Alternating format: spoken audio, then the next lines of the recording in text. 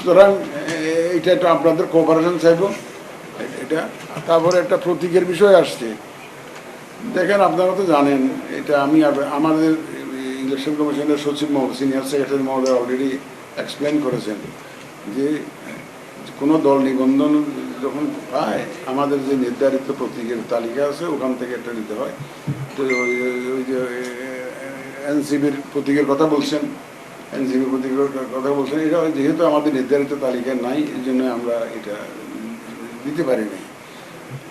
এখন এই জন্য দিতে পারি যেহেতু আমাদের তালিকাভুক্ত নয়, এই জন্য আমরা দেই নাই। এটা নিয়ে কি আর কোনো না, বিধান হলো যে আমাদের যে তালিকাভুক্ত প্রতীক আছে ওখান থেকে নিতে হয়। এখন পর্যন্ত তালিকার বাইরে আমরা একেবারে দেইনি। তালিকা থেকে বাদ দেওয়ার ক্ষমতা তো আপনার আছে, আপনারা দিয়েছেন না, নতুন যোগ করতে অসুবিধা তো নাই, অসুবিধা তো নাই।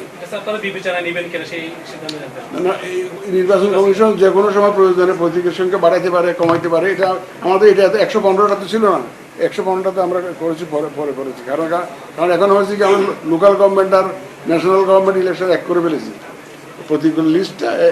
তার জন্য আমাদের প্রতীকের সংখ্যা অনেক বেড়ে গেছে।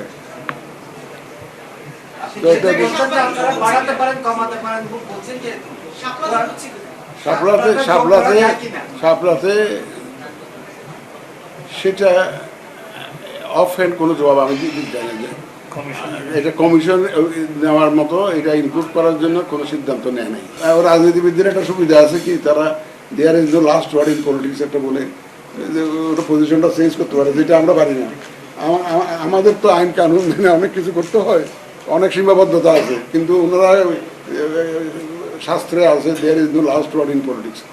সুতরাং এটা ওরা বলতেই পারে, কিন্তু ওনারা, আমি তাদেরকে দেশপ্রেমিক হিসাবে জানি, দেশের মঙ্গল কামনাকারী হিসাবে জানি, এবং তারা দেখবেন যে তারা আমাদের সীমাবদ্ধতা সম্পর্কে ফুললি অ্যাওয়্যার, এবং দেখবেন যে একটা